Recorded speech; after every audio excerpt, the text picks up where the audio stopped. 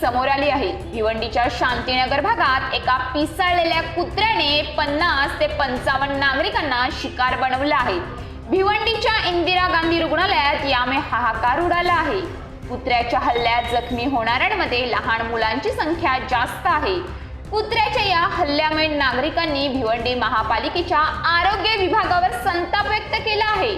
कारण एक दिवस आधी भिवंडीच्या कामत नगर भागात 110 जणांना कुत्र्याने शिकार बनवलं होतं।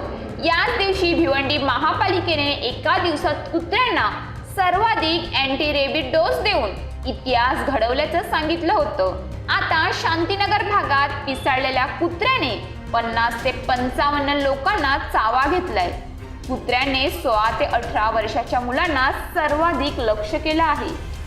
कुत्र्याने मुलांच्या हात, पाय, तोंड आणि गळ्यालाही चावा घेतला आहे।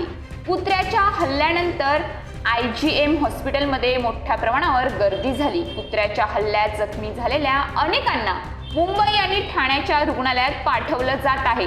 ठाणे महानगरपालिकेच्या आरोग्य विभाग याकडे दुर्लक्ष करीत असून महाराष्ट्राचे मुख्यमंत्री देखील ठाणे जिल्ह्यातीलच असल्याने एवढ्या मोठ्या गंभीर समस्याकडे कसे दुर्लक्ष केले जात आहे यावर नागरिकांमध्ये संताप व्यक्त केला जात आहे।